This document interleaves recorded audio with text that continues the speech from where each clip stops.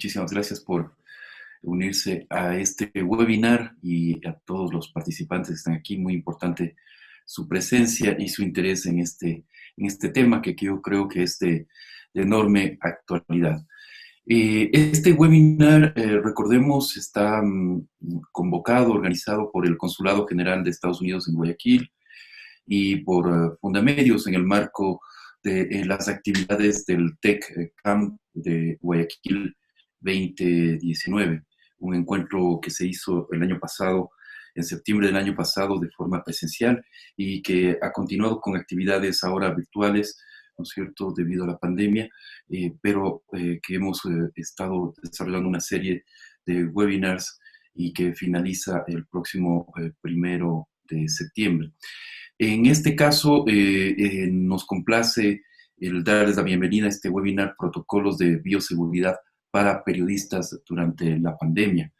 En esta jornada hablaremos sobre características del virus, del SARS-CoV-2, características del mismo virus, que es la COVID-19, ¿no es cierto?, que es la enfermedad derivada o producida por justamente el virus SARS-CoV-2. Las medidas de prevención en el trabajo para periodistas, queremos hacer un énfasis especial en periodistas, los conceptos básicos de vigilancia epidemiológica, métodos diagnósticos de COVID-19, el uso adecuado de los equipos de protección personal, cómo cubrir durante la pandemia, precauciones sanitarias y buenas prácticas periodísticas. La capacitadora, en primer lugar, será la doctora Jimena Patricia Garzón. Permítame un segundo, por favor. Tuve un pequeño problema con mi computador. Ya. La capacitadora, les decía, será la doctora Jimena Patricia Garzón Villalba. Ella es la coordinadora general de docencia en el Hospital de Especialidades Carlos Andrade Marín. Es docente de posgrado de la Universidad de las Américas, la UDLA. Tiene un doctorado en salud pública con concentración en salud laboral y un postdoctorado en epidemiología ocupacional. Así que muchísimas gracias, doctora, por acompañarnos. Realmente es un honor para nosotros contar con su calidad, con su enorme experiencia en este campo. Les explico, antes de dar comienzo al webinar, algunas reglas de la sala. Todos los micrófonos, por favor, deben estar silenciados. Presionar la opción levantar la mano, la encontrarán al presionar la sección de participantes en la parte inferior derecha de su computadora. Las cámaras la pueden permanecer abiertas o cerradas, como ustedes prefieran. Si es que hay alguna pregunta y demás, ahí sí recomendamos pues que enciendan su cámara. Damos paso entonces a la doctora Jimena Patricia Garzón Villalba, quien nos acompañará en esta primera parte del webinar. Muchísimas gracias, doctora. Muchísimas gracias, César, Paola, por la invitación. Para mí es un gusto poder participar en este tipo de eventos. Yo, la verdad, felicito estas iniciativas, porque sí, aunque, como habíamos conversado un poquito unos minutos antes, hay muchísima información que corre por las redes sociales, sobre todo, y uno asume que sabe acerca del virus y cómo protegerse. La verdad es que no conocemos a profundidad a qué nos estamos enfrentando y por lo tanto no podemos tampoco tener las medidas apropiadas para mantenernos saludables. Por eso es que tenemos tantos contagios, ¿no es cierto?, a nivel comunitario. Este es una excelente iniciativa que ustedes han tomado y enfocado a una profesión que está muy expuesta también, ¿no? Los periodistas, por su tipo de trabajo, por las ocupaciones que tienen, se exponen mucho más que ciertas otras profesiones. Entonces vamos a empezar la charla del día de hoy.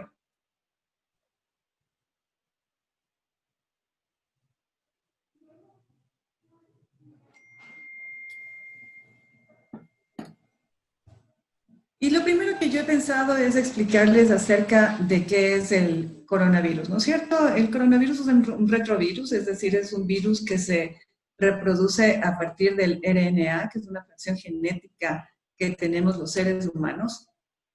Usualmente era un virus zoonótico, es un virus que se reproducía en los animales y causaba enfermedades de diferentes tipos en los animales, Sin embargo, por alguna situación de la naturaleza, muta, ¿no? Y puede causar enfermedades también en los humanos.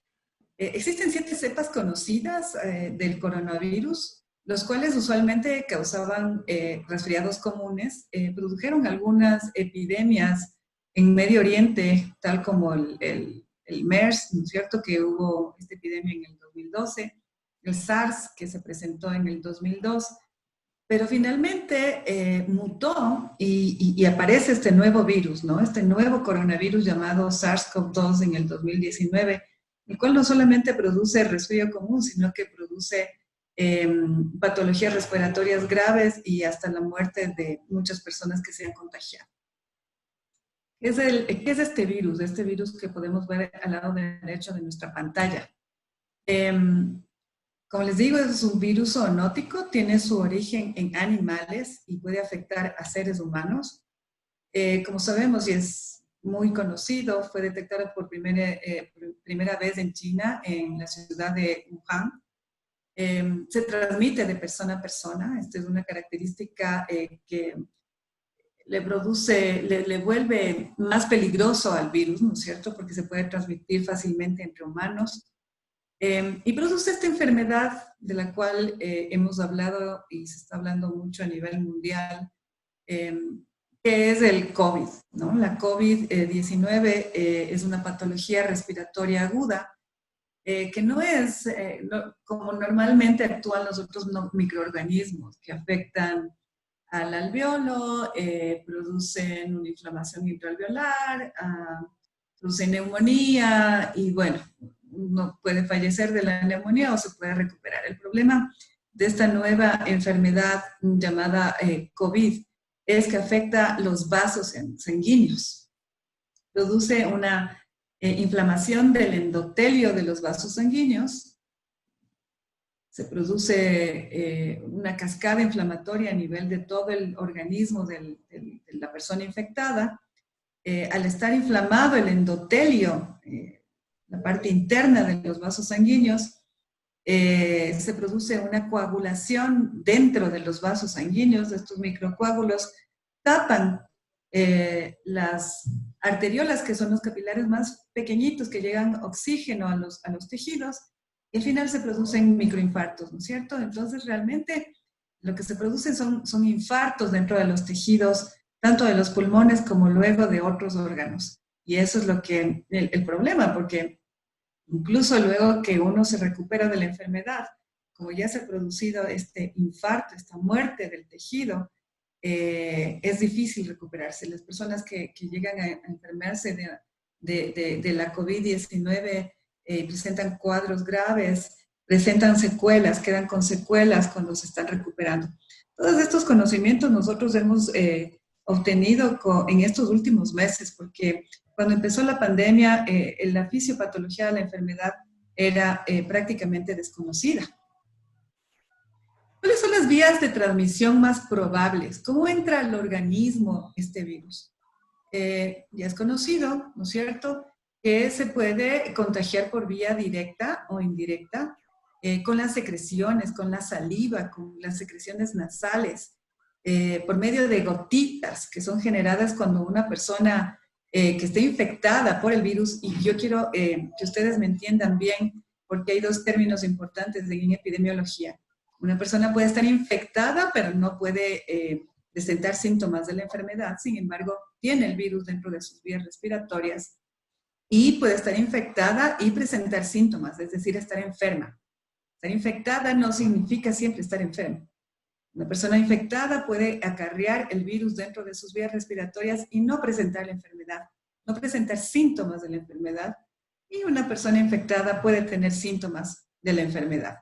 Pero los dos tipos de personas infectadas igual contagian, y eso es lo peligroso, porque hay muchas personas que no tienen síntomas, pero al hablar, al estornudar, al cantar, pueden transmitir la enfermedad, ¿sí?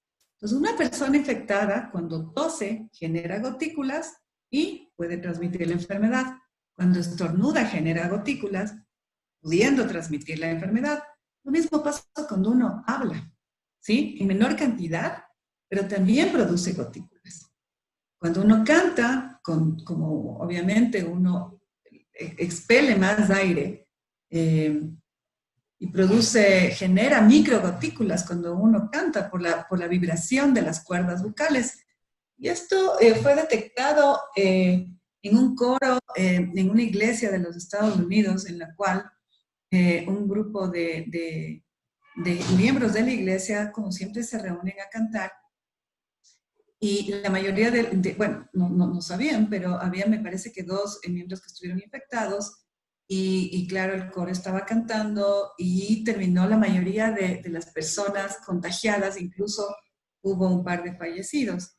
Entonces se hizo un estudio de este clúster, de este brote que hubo en esta iglesia y claro, se determinó que era por el canto como se contagiaron, ¿no? ¿Qué es lo que nosotros sabemos ahora? Que existen 2 tipos de gotitas para transmitir la enfermedad. Las unas que son gotitas respiratorias que se producen cuando uno tose, por ejemplo, o cuando uno habla, cuando uno estornuda, que pueden medir más de 5 a 10 micras, ¿no? Son unas gotitas pesadas que usualmente llegan, se ha determinado que hasta 2 metros, más o menos. Pero también se pueden generar aerosoles. Los aerosoles son gotitas más pequeñitas aún. Usualmente estos aerosoles que ustedes ven que tienen estas gotitas un diámetro menor a 5 micras, no van más allá de los 2 o 3 metros, ¿no? Se generan estos aerosoles, se creía que solamente se generaban por medios mecánicos, cuando en hospitales, por ejemplo, se intuban a los pacientes o se les hace una traqueostomía cuando necesitan ventilación mecánica. O, por ejemplo, cuando se les hace una endoscopía. Hoy las cirugías, ¿no? Uno pensaba que en esos medios se generaban los aerosoles. También los odontólogos generan aerosoles del momento que utilizan sus turbinas, que es bastante entendible. Pero hay evidencia científica actual que determina que estos aerosoles también se pueden generar en medio comunitario, ¿no? Como les digo, por ejemplo, al cantar, aumenta la vibración de la frecuencia de las cuerdas vocales y se pueden generar al gritar igual. Por eso es que está prohibido en muchos lugares del mundo los bares, porque se sabe que, o las discotecas, porque se sabe que son lugares en los que se generan aerosoles. Como son lugares cerrados, la gente puede contagiarse más fácilmente. ¿Qué es lo que pasa con estas gotitas? ¿No? Uno está cerca de la persona y el momento que habla, respira, puede producir gotitas, tener contacto directo con ellas, las cuales entran por nuestra nariz o por nuestra boca o incluso por nuestros ojos y nos infectan. Puede haber un contacto indirecto además, porque cuando uno habla, cuando uno se toca la nariz, cuando uno se toca la boca, puede acarrear estas gotitas y puede dejarlas en las superficies, en los escritorios, en las laptops, en los diferentes equipos que utilizamos en nuestra oficina, ¿no es cierto? En los esferográficos. Esta es una forma de transmisión que es, la verdad, bastante conocida para nosotros los médicos, porque de esta forma se contagian algunas otras enfermedades. Por ejemplo, la conjuntivitis. Es muy común que las personas se contagien con los teclados de las computadoras. Cuando uno presta la computadora o coge un esferográfico, luego, claro, uno no es consciente de dónde puso la mano, se lleva la mano a los ojos, a la nariz o a la boca y es ahí cuando uno se contagia. Yo les voy a presentar este video cortito de este experimento que se hizo en Japón para que ustedes puedan ver cómo se generan los aerosoles. Se pueden generar los aerosoles de forma cotidiana, ¿no? A nivel comunitario. ¿Cuál es el peligro de estas microgotículas que quedan en suspensión en el aire? Es que en lugares cerrados que no tienen buena ventilación, pueden quedar en suspensión de 3 a 16 horas. Esto es de manera experimental, ¿no? En lugares como restaurantes que no tienen una buena ventilación, en oficinas, la verdad es que sí, se ha determinado que quedan en suspensión hasta 3 horas. Por eso es que es muy recomendable mantener ventiladas las áreas. En aquellos lugares donde utilizan aires acondicionados, tienen que haber un tipo de ventilación que permita la renovación del aire y no la recirculación del aire. Lo mismo pasa dentro de los autos.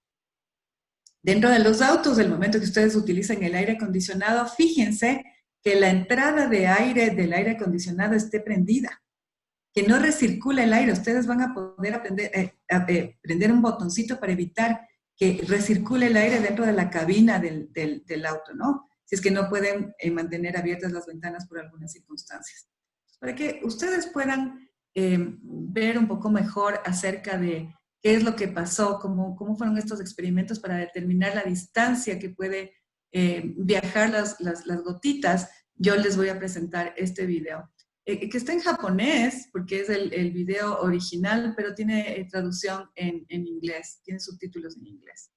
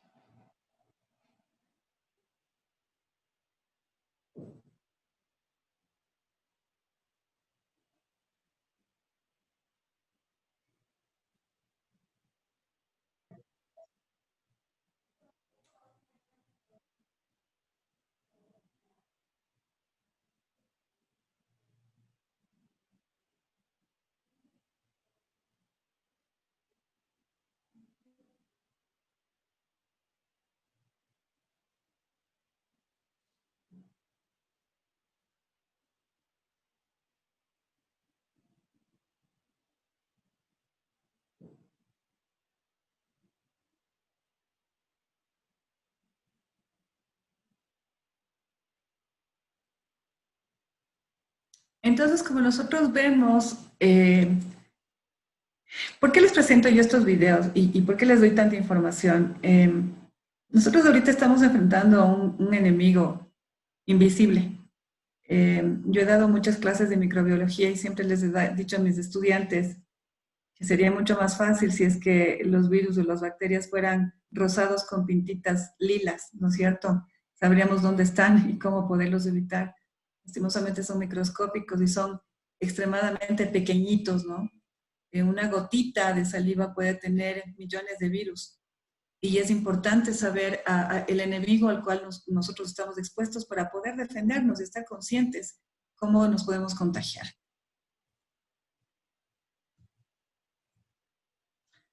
Existen otras formas de transmisión del virus que son menos comunes. Usualmente las personas que más están expuestos son aquellos que están conviviendo con un enfermo de COVID en la casa o con un infectado que no sabe que está infectado. Por lo tanto, pueden estar expuestos mediante secreciones como sangre, heces, orina. Por ejemplo, en los baños, por eso es tan importante el lavado de manos, ¿sí?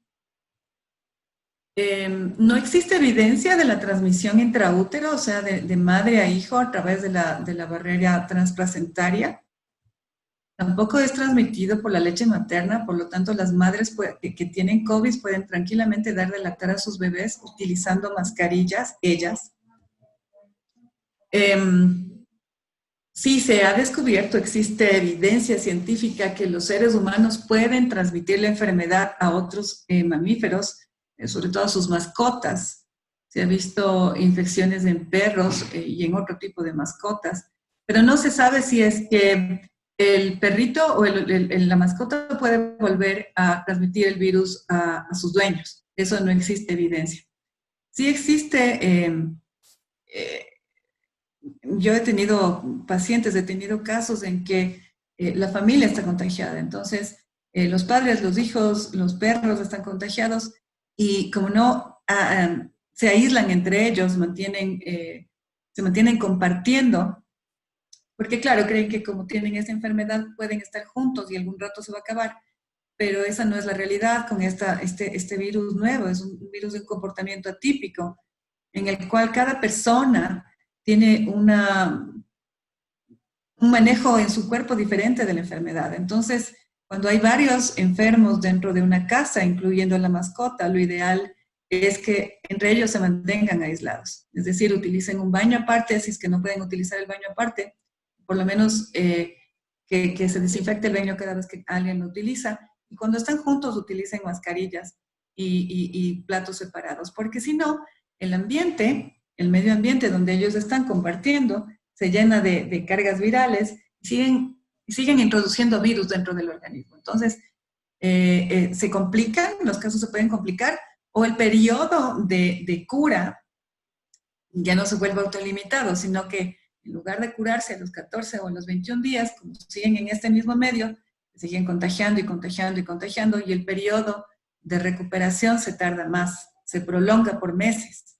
Entonces, ya vamos a explicar cuáles van a ser los cuidados de las personas que tienen cuidado domiciliario, ¿no? Dentro de casa. Es importante también saber cuándo contagia a una persona que esté infectada. Entonces, yo les presento este cuadrito, esta tabla, en la parte de abajo, en la base. Tenemos los días que se cuentan a partir del inicio de los síntomas, ¿no?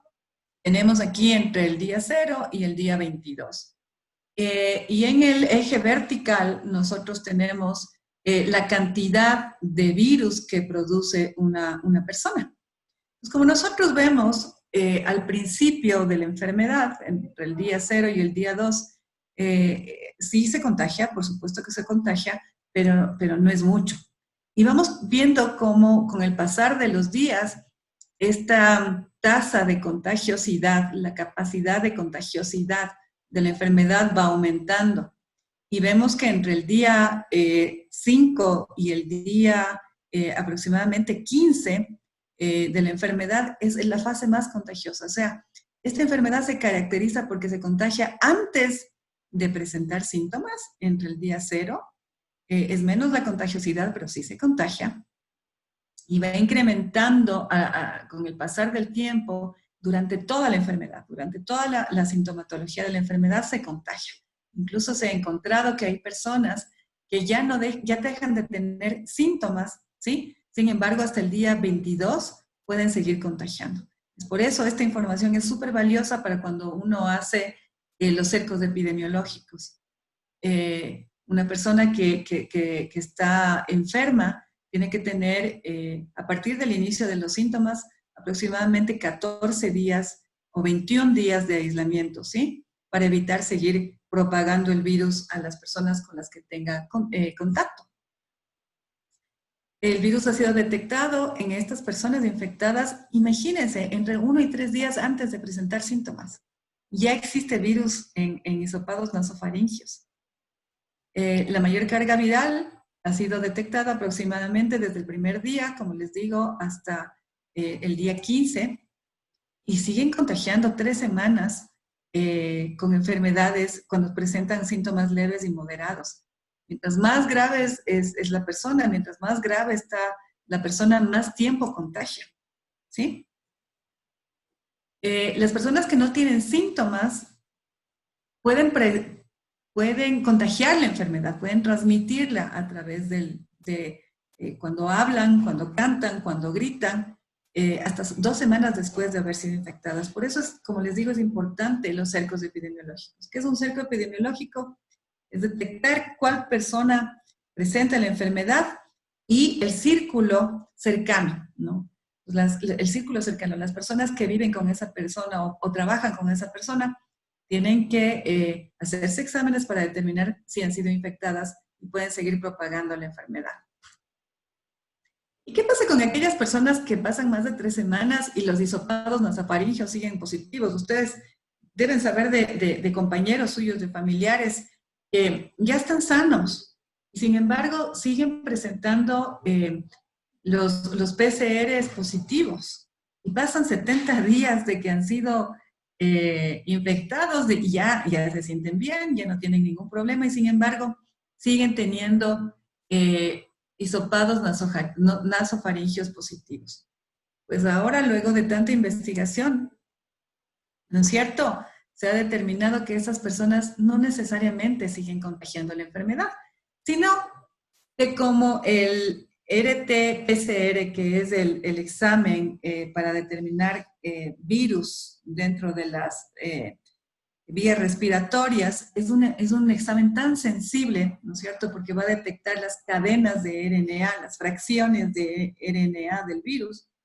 Nosotros podemos tener, alguien decía, cementerios de virus dentro de nuestro tracto respiratorio. Es decir, tenemos restos virales que ya no son infecciosos. Pero sin embargo, como la prueba es tan sensible, sigue detectando presencia viral dentro del tracto respiratorio. Pero eso no significa que la persona está contagiando, ¿sí? Es por eso que es importante combinar dos tipos de exámenes. Es importante hacer después de ciertos días, que ya les voy a indicar cuándo, no solamente el hisopado nasal, sino también pruebas serológicas para determinar si la persona está contagiando o simplemente tiene restos virales y ya le dio la enfermedad y es inmune por unos cuantos meses. ¿Cómo se diagnostica el coronavirus? Pero bueno, antes de eso, yo quiero saber si es que tienen alguna pregunta acerca de los temas que les he hablado por ahora. Quisiera saber si tienen alguna pregunta. Doctora, Sí. Patricio Pérez le saluda desde la ciudad de Ibarra, Ecuador. ¿Cómo está, Patricio? Mucho gusto. Muchas gracias y gracias a todos quienes me están escuchando. Yo tengo un caso particular en mi familia. Mi madre tuvo el COVID, pero cuando le hicimos el PCR salió negativo. Entonces, se supone que yo le hice directamente el PCR creyendo que estaba más cerca a una realidad, pero me salió negativo. No lo hice la prueba rápida, la que le pinchan en el dedo para el tema de la sangre, sino porque dicen que esa no es tan creíble o confiable. Entonces, fuimos directamente al PCR, pero salió negativo. Lastimosamente, yo seguía viendo en mi madre cómo le faltaba la respiración.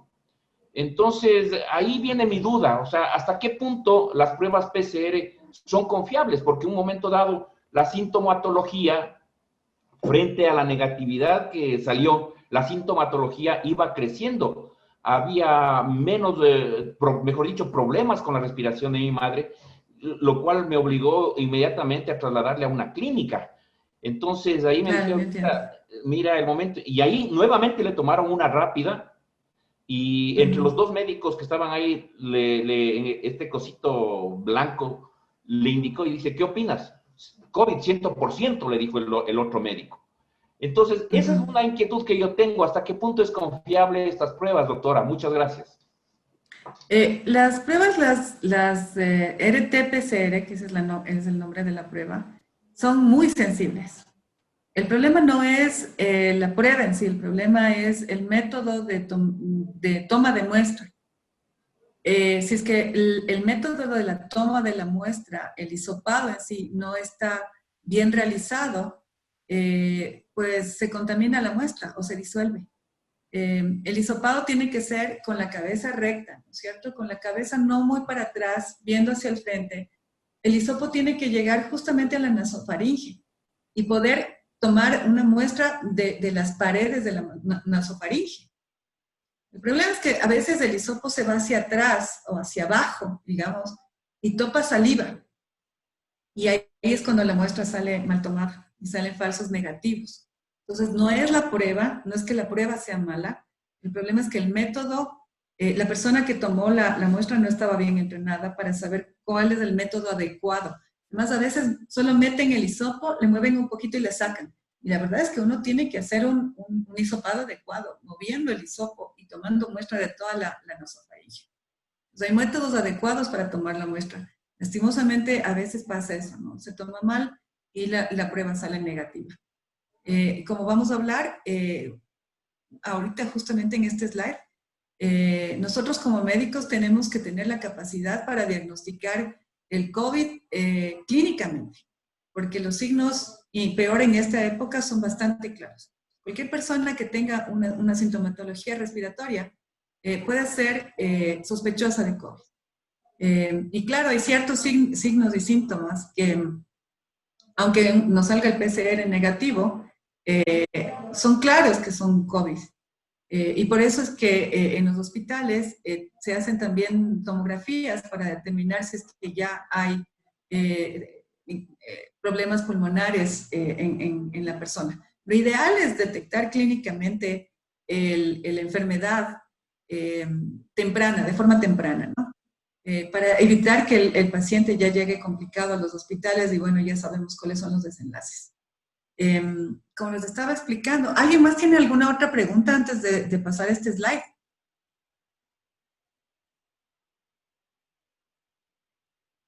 Fernando, no le escucho, está con el micrófono apagado.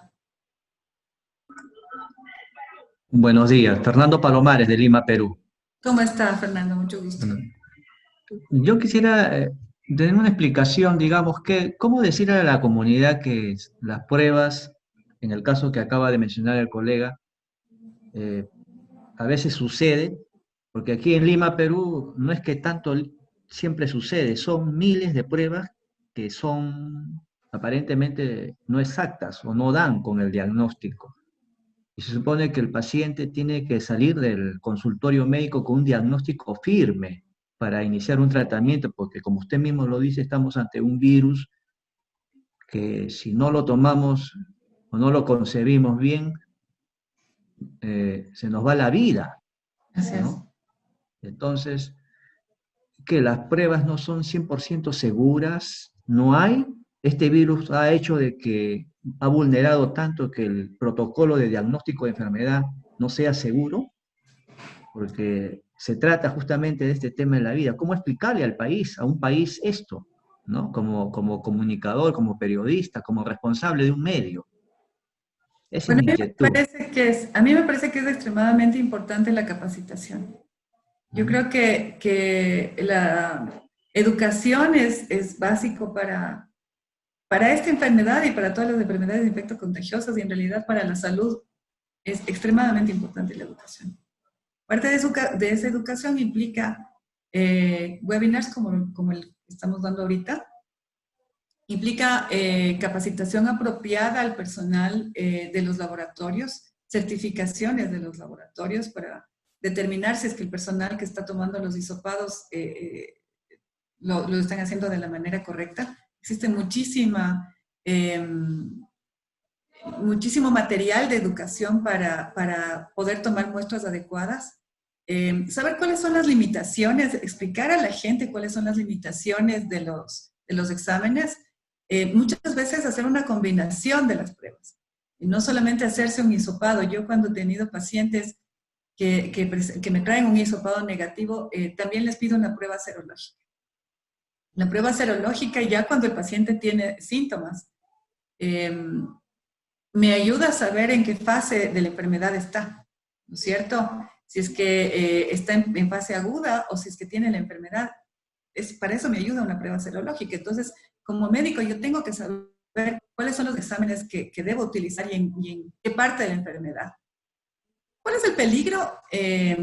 No solamente es en el diagnóstico de la enfermedad, porque ya les digo, cuando una persona tiene síntomas como médico, yo ya les voy a decir cuáles son los síntomas y los signos que yo puedo ver que me hacen sospechar que tengo una persona con una enfermedad, con COVID, y ya empiezo un tratamiento, ¿no? Para evitar que se complique. Y si es que no tengo un síntoma muy claro, porque hay gente que no tiene síntomas muy claros, le mando a hacer una prueba serológica y yo puedo determinar si es que está contagiada realmente, porque la combinación de ambas pruebas me puede dar bastante información. El problema de los hisopados mal hechos, porque la verdad es que el RT-PCR es un examen súper sensible, súper sensible. Entonces es bastante útil para determinar cuáles son las personas infectadas. El problema es que cuando está mal hecho y me salen falsos negativos, esas personas pueden aducir y creen que no están infectando. Y por eso tenemos el problema comunitario que tenemos ahora. Primero porque no tenemos suficientes pruebas hechas a nivel comunitario, no se han hecho suficientes. Y por lo tanto la gente sigue contagiando.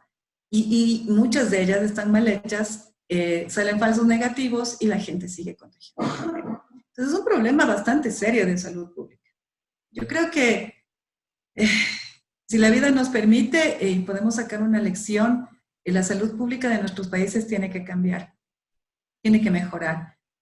Las capacitaciones en lo que es salud pública, las intervenciones y la epidemiología, capacitaciones acerca de conceptos básicos de epidemiología, tienen que cambiar, tienen que mejorar a nivel de nuestros países sudamericanos. No sé si con eso contesté su pregunta. Fernando. Sí, sí, sí. Justamente mi inquietud iba porque el paciente no puede iniciar un protocolo formal si es que el médico no certifica en un documento, en una receta, que el paciente es justamente, ¿no? Tiene el COVID. Así es. Entonces, por eso que mi inquietud va en el diagnóstico, justamente, que tiene que ser firme para iniciar el tratamiento.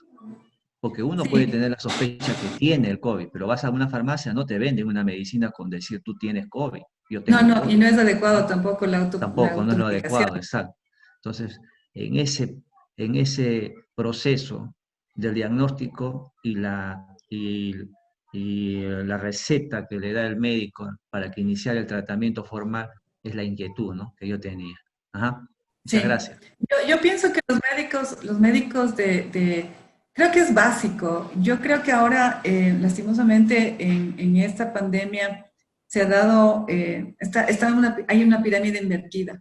En lugar de que los niveles más complejos de atención, que son los niveles hospitalarios, sean el último recurso, ahora son el primer recurso, ¿no? ¿Qué es lo que pasa cuando nosotros dejamos que se compliquen las enfermedades, como está pasando ahora? Los niveles de complejidad de los hospitales de atención de salud se saturan y son extremadamente costosos, inefectivos y costosos, ¿no? Porque la gente, como usted bien dice, va donde un médico de atención primaria, no se le diagnostica, no se le empieza a tratar, se complica y va al hospital, los hospitales se saturan, no hay suficiente personal médico, los costos son altísimos y lastimosamente la gente se complica, pasa muchísimos meses en unidad de cuidados intensivos donde los costos se incrementan aún más y existe el 50% de mortalidad de los pacientes que ingresan a estas unidades. Entonces, la pirámide tiene que ser al revés. El sistema de prevención tiene que ser enorme, esa es la base, la prevención.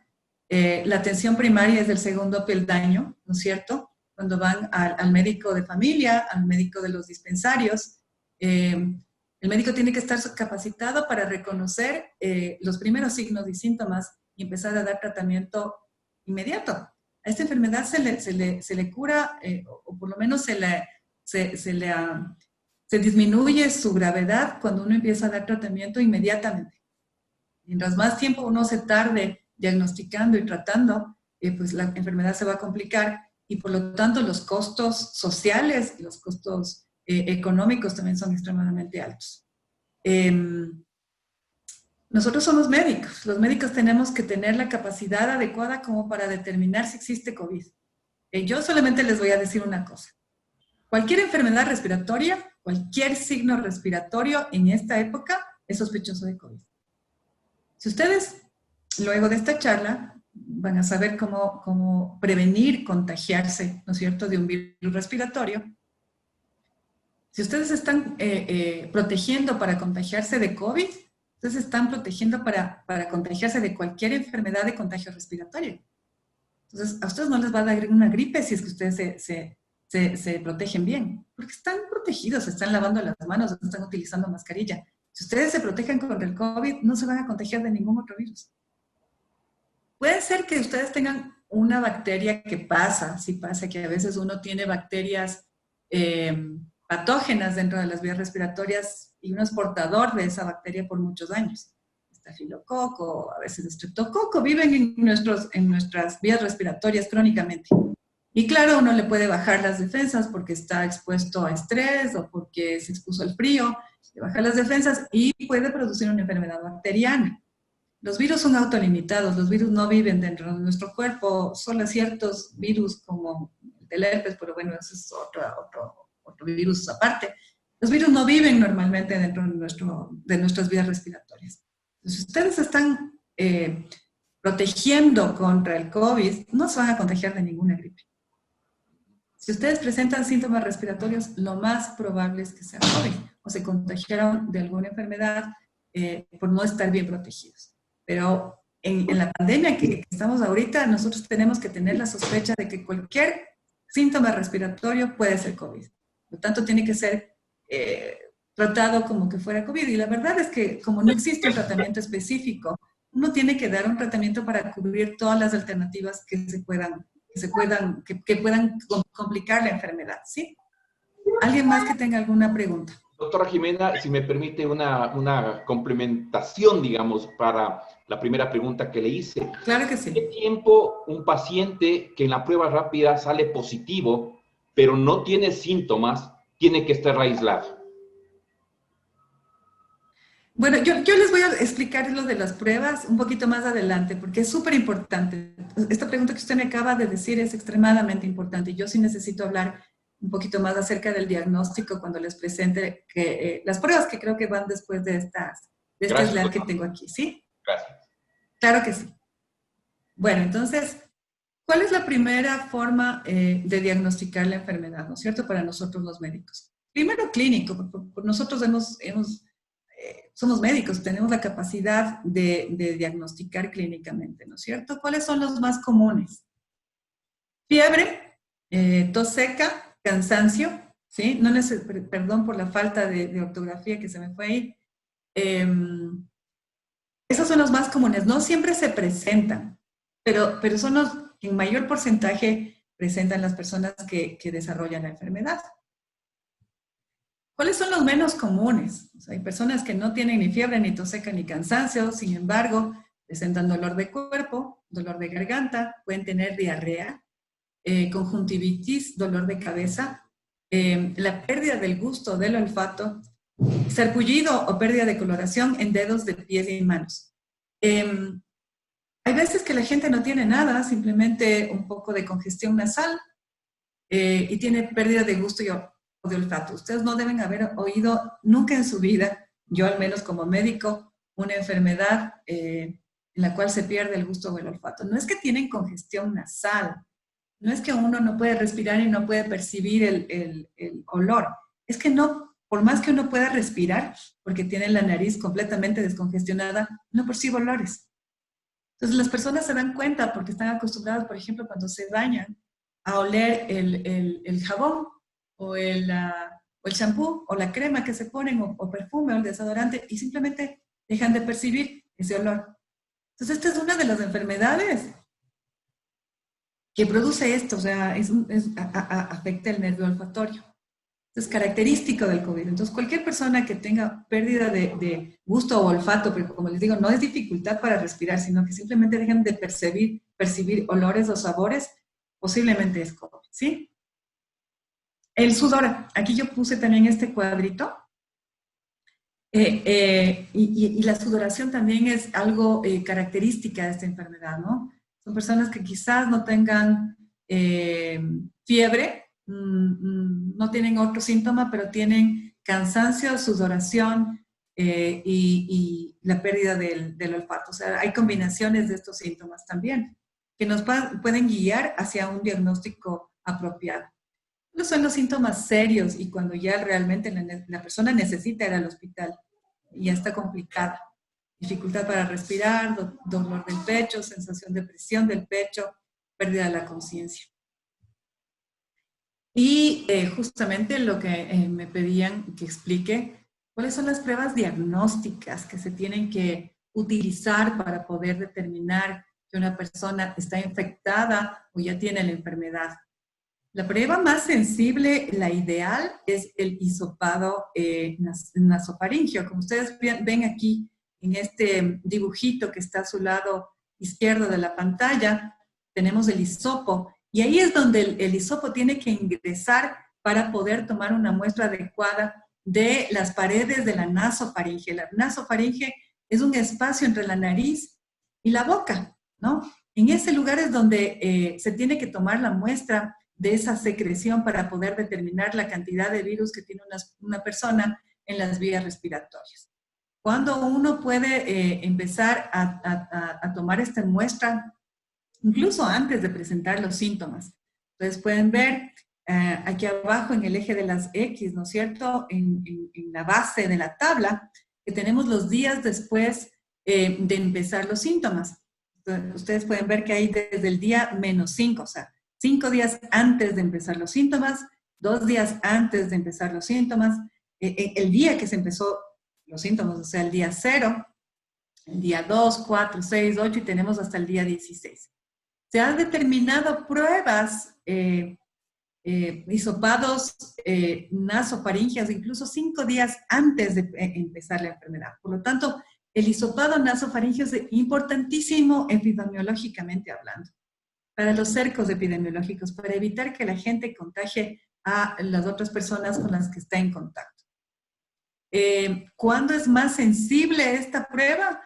Pues entre el día 2 más o menos, y va bajando la cantidad de virus, porque claro, como ustedes saben, los virus son autolimitados, se mueren solos, entonces ya va disminuyendo la cantidad de virus dentro de la nasofaringe, y ya es más difícil encontrar cantidad de virus dentro de esas secreciones, y va disminuyendo a lo largo del tiempo hasta que el día 16 pues ya no existe prácticamente restos en la mayoría de las personas, como les dije, ¿no? No en todas, pero en la mayoría.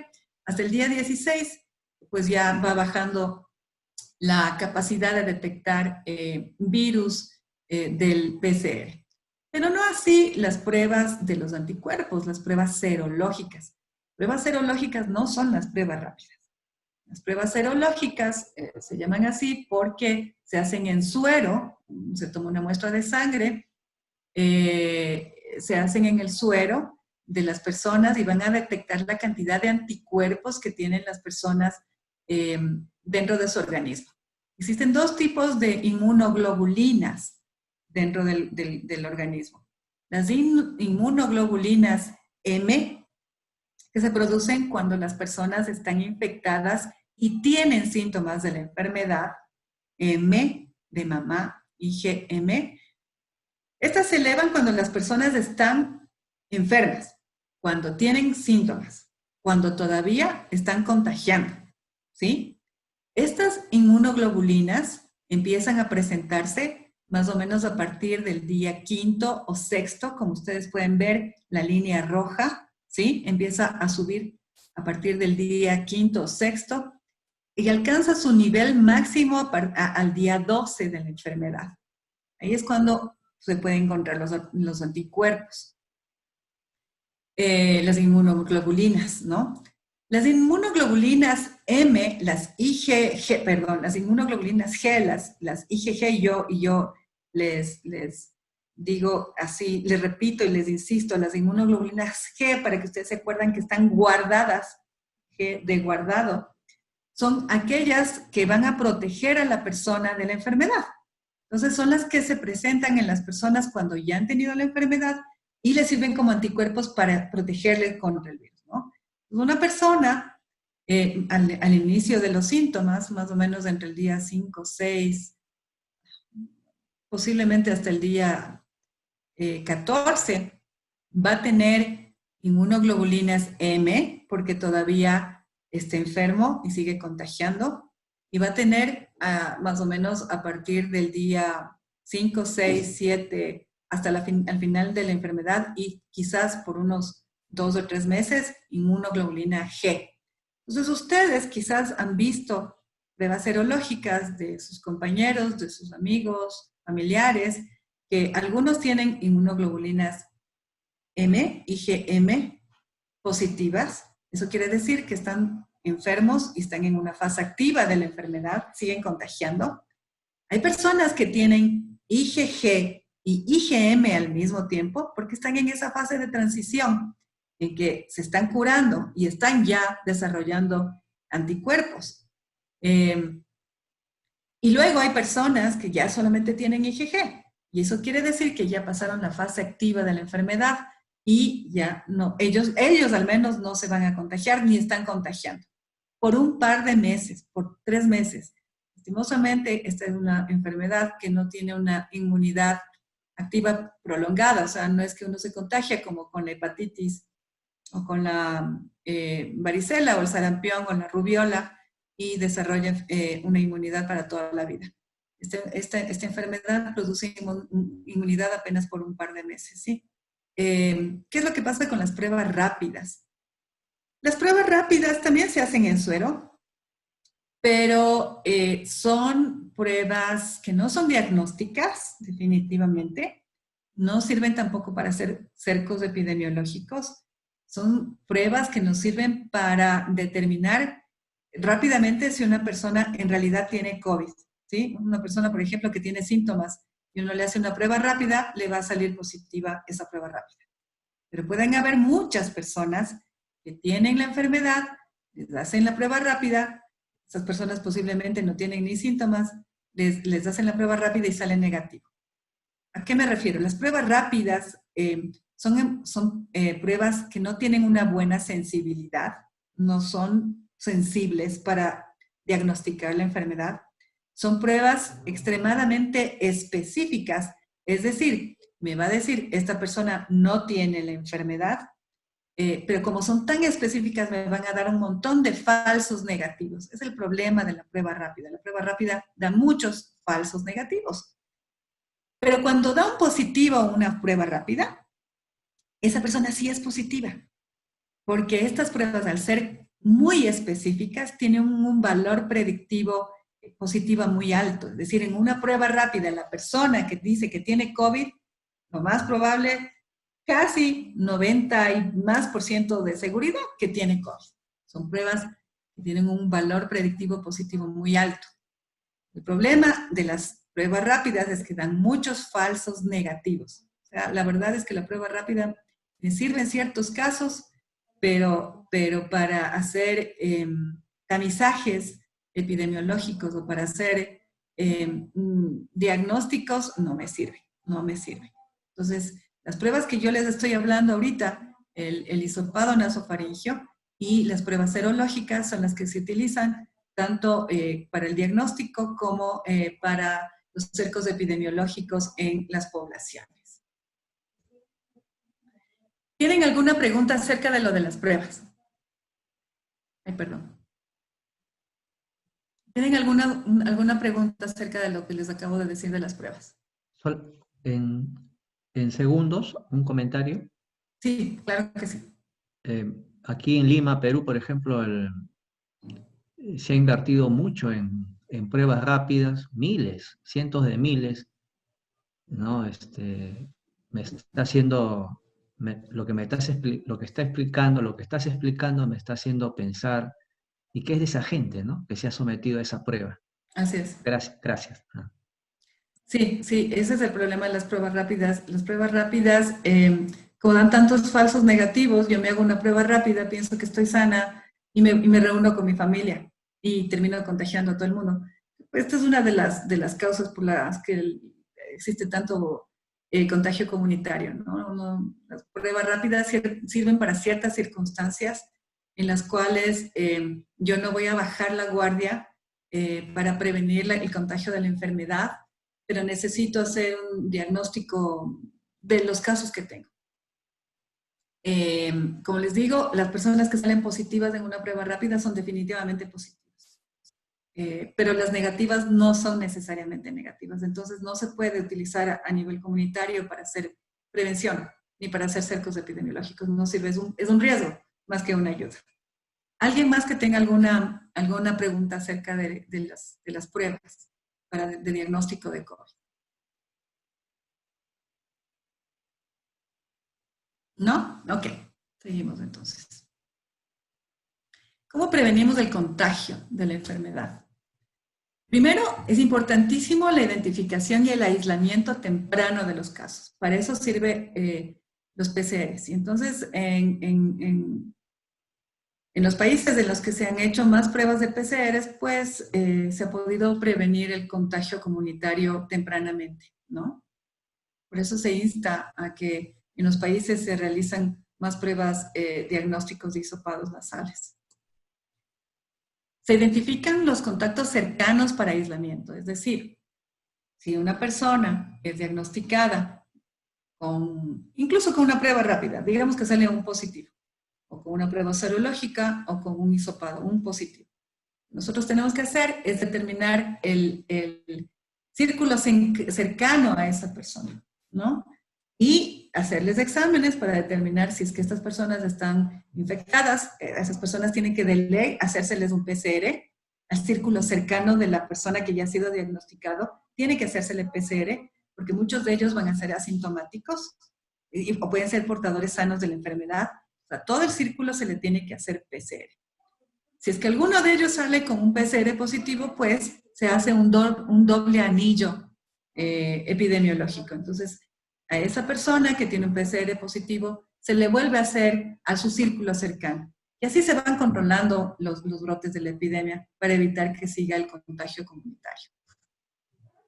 ¿Cuál es el periodo de incubación de la enfermedad? Es decir, desde que yo atrapo el virus, ¿qué tiempo pasa dentro de mi cuerpo hasta que yo empiece a desarrollar síntomas?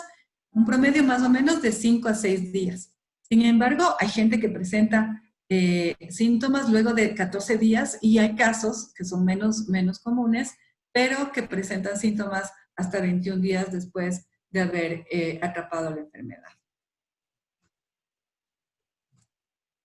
¿Cómo prevengo el contagio? Tanto contagiar como contagiarme. Utilización de mascarillas. Eso es básico. Eso es nuestro escudo. Yo creo que ahora que les encanta ponernos a los trabajadores de la salud como superhéroes, pues nuestro escudo como superhéroes es la mascarilla. Es básico. Yo creo que una persona que utiliza bien la mascarilla y se lava bien las manos, pues no se va a contagiar. Mantener distancia física, eso es, incluso no utilizando mascarillas, tiene que tratar de mantenerse distante de una persona con la que no convive, por supuesto, con la que no está dentro de su casa, incluso con las personas con las que uno trabaja. Acuérdense que cada uno tiene un círculo social, cada persona tiene un círculo con el que está conviviendo que es diferente al nuestro. Pues por más que yo todos los días le vea a mi íntima amiga que trabaja en el escritorio de al lado, voy en el mismo auto y estoy cerca de ella, pues esa persona tiene otro vínculo social. Ella está viviendo con otras personas en sus casas y esas otras personas tienen contacto con otras personas. Nosotros no podemos bajar la guardia con nadie. Y la mayoría de contagios cuando en el trabajo no es mientras uno está en el escritorio. El problema es cuando uno se quiere tomar un cafecito, ¿no es cierto? Y se sienta en la misma cafetería que está súper ultra limpia y nítida, aparentemente, y se saca la mascarilla y la otra persona se saca la mascarilla y se toman el café juntos y se contagian. O almuerzan juntos. Porque como estamos viendo, el momento que nosotros conversamos, el momento que nosotros comemos, expelemos saliva y podemos contagiar. Entonces es importante mantener la distancia física, ¿sí? El lavado de manos o higiene de manos frecuente es extremadamente importante y yo les voy a enseñar cómo lavarse las manos de forma adecuada el día de hoy. No es importante utilizar un jabón antibacterial, no es importante, no hace falta. Yo puedo utilizar cualquier jabón, ¿sí? Cualquier jabón para lavarme las manos. Lo importante es el método de lavado de manos, ¿sí? Y tiene que ser frecuente, ¿no? La higiene de manos implica el uso del alcohol gel, que para yo aplicarme alcohol gel también tengo que frotarme las manos igual como que me estuviera lavando, pero con alcohol, con el alcohol gel. Puedo utilizar alcohol normal también. ¿sí? Pero existe un método adecuado de uso y siempre la botellita de alcohol gel dentro del bolsillo, ¿no? Porque hay veces que uno no va a poder lavarse las manos, pero cuando no se puede lavar las manos, el sanitizante de manos es importante. Mantener una adecuada ventilación de los lugares cerrados. En las ciudades como Quito, donde nosotros vivimos, tenemos una ventaja maravillosa en cuanto en comparación con otras ciudades como en la costa, en las que es complicado mantener las ventanas abiertas. Nosotros tenemos un clima templado, tenemos un viento maravilloso. Entonces, lo mejor para nosotros tener un lugar seguro para trabajar y para vivir es mantener ventanas y en lo posible puertas abiertas. Eso va a permitir que las corrientes de aire barran los virus de las superficies y del ambiente. ¿Se acuerdan que hace un rato nosotros dijimos que en un lugar cerrado el virus puede quedar en suspensión entre 3 y 16 horas en algunas circunstancias? Si nosotros mantenemos las puertas y las ventanas abiertas, el aire va a barrer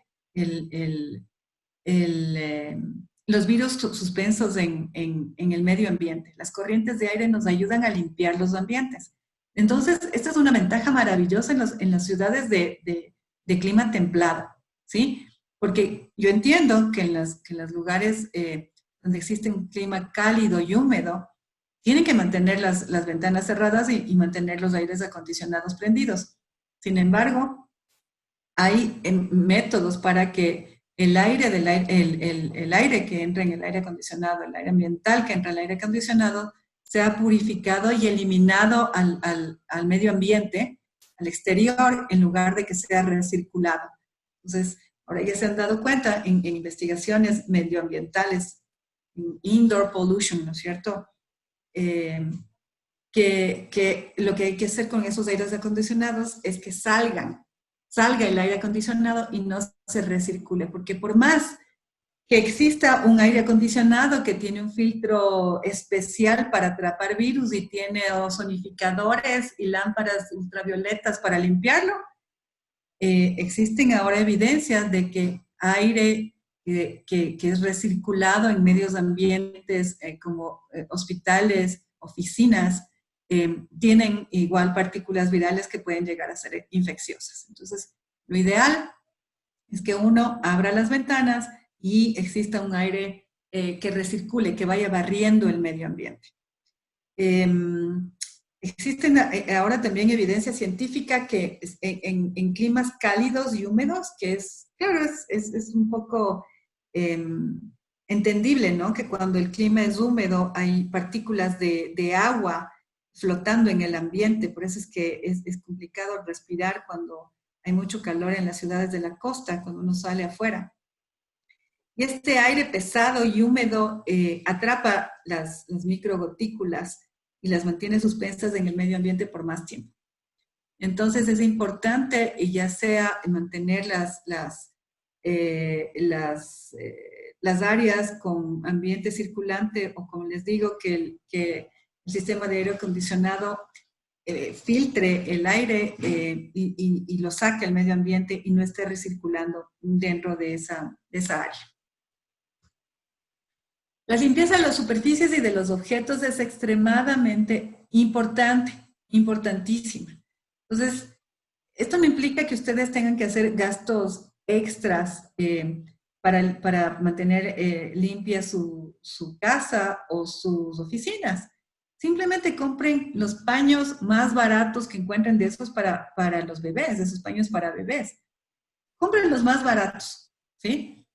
Y pueden utilizar de 1 litro de alcohol, del alcohol que uno utiliza para limpiarse las manos, 1/3 del frasco de alcohol le ponen dentro del paquetito de los pañitos húmedos para bebés, ¿sí?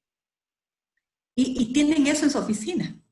Entonces, esos paños van a estar empapados de alcohol. El alcohol tiene que tener una concentración de más del 65% de alcohol.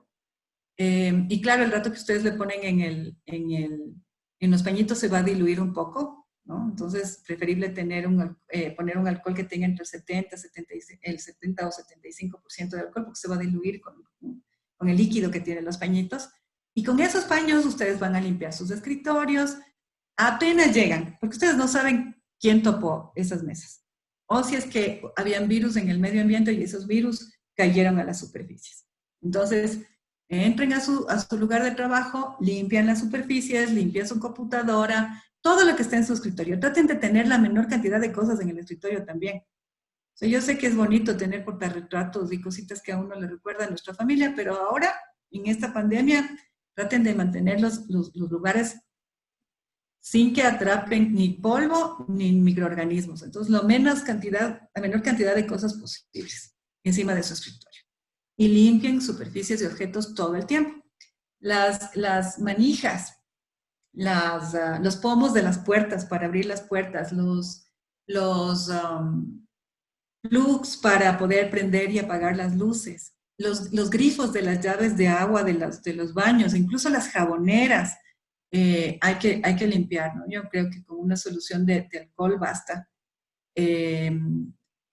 Las llaves, traten de evitar, por ejemplo, cuando ustedes entran a los ascensores, luego de topar los botones para subir a los pisos, dicen alcohol gel para limpiarse las manos después. O sea, uno tiene que ser muy consciente de qué es lo que toca. Siempre que uno coge algo que puede haber estado manipulado por otra persona, si es que es su objeto personal, pues límpienlo con alcohol. Y si es que no es suyo, pues límpiese luego las manos hagan una buena higiene de manos con alcohol gel o con alcohol. O lávense las manos si es que es posible. La mascarilla, como les digo, es nuestro escudo contra este enemigo terrible que tenemos ahora.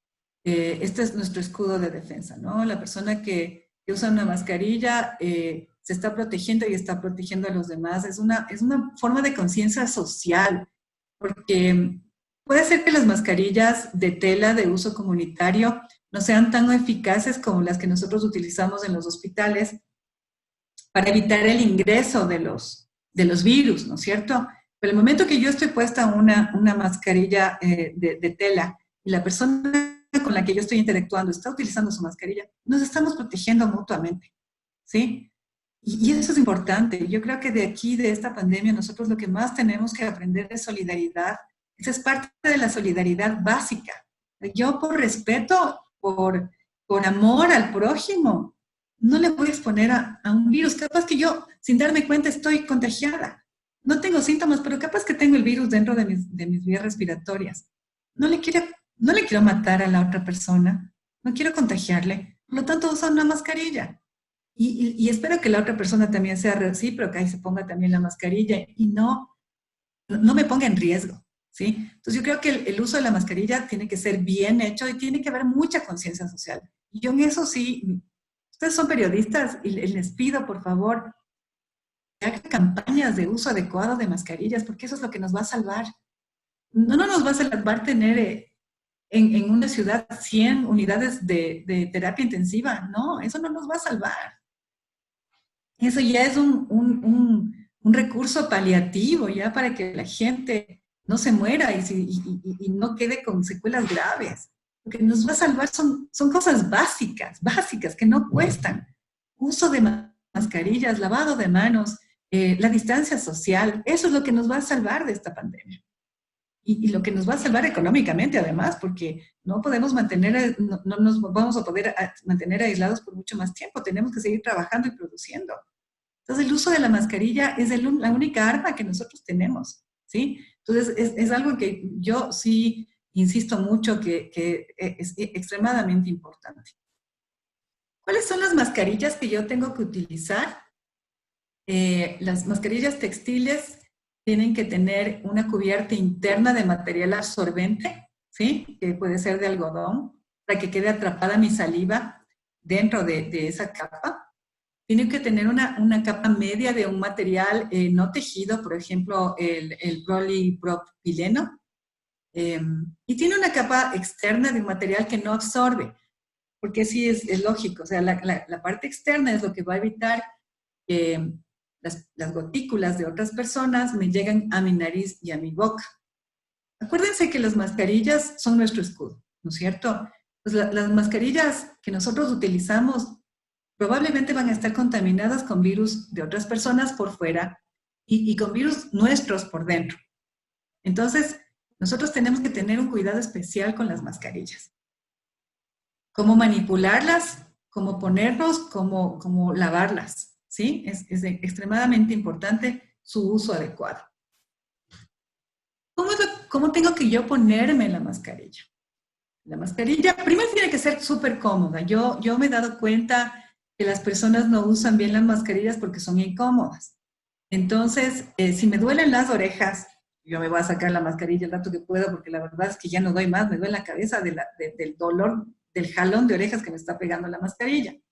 Entonces, ahora la gente es súper inventiva y ha hecho esos dispositivos chiquitos que uno se pone atrás de la cabeza y le jala las tiraderas de la mascarilla y las inserta en estas como vinchitas para que no necesariamente tengan que estar las agarraderas de la mascarilla en mis orejas y no me duelan. O hay gente que utiliza gorras, por ejemplo, como yo estoy utilizando, para ponerme la mascarilla y que no me jale ni el pelo ni las orejas. Entonces, mientras más cómoda la mascarilla es mejor. La mascarilla tiene que estar ajustada a la cara lo suficientemente bien como para que no se me empañen los lentes. Entonces, hay estas mascarillas que tienen estos moldes de metal para ajustarles al puente nasal de tal forma que se queda bien pegada a la nariz y no se me empañan los lentes. Y en la parte de abajo tiene que cubrir la parte inferior de la barbilla, ¿no? No solamente hasta la boca, sino tiene que cubrir hasta la parte inferior de mi barbilla. Es importante que uno sepa que la mascarilla tiene que estar ajustada para que le permita respirar mientras habla o cuando camina rápidamente. Uno tiene que lavarse las manos antes de colocarse la mascarilla porque uno no quiere contaminar la mascarilla, ¿sí? Y después de ponerse la mascarilla, porque puede ser que esa mascarilla, si la estoy utilizando todo el día, esté también contaminada la parte externa, ¿sí? Entonces es importante que uno se lave las manos antes de ponerse la mascarilla y después de colocársela. Es importante, además, que quede bien cubierta la nariz y la boca, y la mascarilla tiene que estar asegurada debajo de la barbilla, como les estaba diciendo. La parte lateral de la mascarilla tiene que estar bien pegadita a la cara. No pueden quedar huecos, porque por esos huecos puede salir mis partículas, mis gotículas, y ya también hay estudios que demuestran que el rato que yo hablo, que yo canto o que yo grito y no tengo bien pegada la mascarilla a la cara, esas partículas salen hacia el exterior. Sí, yo puedo contagiar a la persona que está detrás mío, por ejemplo. Es importante que uno pueda respirar sin dificultad, porque obviamente si uno no puede respirar, no puede aguantar mucho tiempo utilizando la mascarilla y puede presentar además problemas de otro tipo de salud. Y es importante esto que les pongo aquí, ¿no? Que no es adecuado utilizar mascarillas que tienen válvula de exhalación. Esas valvulitas que ustedes han visto que tienen las mascarillas, no es adecuado porque si bien yo me estoy cuidando, esas mascarillas me sirven para que yo me proteja. Por esa válvula de exhalación sale mi aire sin filtrar, sale mi aire cargado de partículas. Entonces es como que yo estuviera utilizando la mascarilla para protegerme a mí, pero no estoy protegiendo a las demás personas. Entonces no es lo adecuado utilizar esas mascarillas con válvulas de exhalación. Sin embargo, pese al uso de la mascarilla, sí es recomendable mantener una distancia social de aproximadamente 1 metro. ¿Sí? Con las personas con las que yo trabajo, con un vendedor, con las personas que me están atendiendo. Es importante mantener una distancia social, ¿sí? Porque el momento que están las mascarillas húmedas, las mascarillas más o menos, las mascarillas que les estoy diciendo yo, ¿no? Estas que tienen 3 capas aproximadamente duran entre 3 y 6 horas, dependiendo de cuánto yo hable, ¿sí? Utilizando la mascarilla. En el momento que la mascarilla está húmeda, deja de de bloquear la salida de las gotículas. Entonces se vuelve permeable y empieza a dejar salir los virus.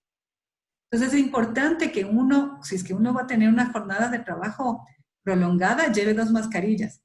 Pues más o menos después del almuerzo se mete la mascarilla ya usada dentro de una fundita y me la llevo a mi casa para lavarla y me pongo una mascarilla seca después para el resto de mi jornada laboral. Yo no sé si las demás personas son tan cuidadosas como yo con mi mascarilla, por lo tanto, como no quiero que me contagien, mantengo una distancia social, ¿sí? Yo no le puedo exigir tampoco a la persona que utilice bien la mascarilla. Yo espero que sea igual de responsable que yo, pero no le puedo exigir, ¿sí? Entonces, como yo no le puedo exigir que la otra persona tenga el mismo cuidado en el uso de la mascarilla, pues lo que hago es mantener una distancia social prudente. Hay que lavarle la mascarilla a diario, ¿sí? La mascarilla de textil. Las mascarillas KN95, las mascarillas N95 no se lavan. Y bueno, yo después de esta parte que les estoy exponiendo acerca del cuidado de las mascarillas de uso comunitario, de las mascarillas de textiles, les puedo indicar cómo utilizar las KN95 de forma adecuada, de cómo reutilizar las KN95. Esas no se lavan. Las que se lavan son las de tela, ¿sí? Y se las tiene que lavar por lo menos una vez al día.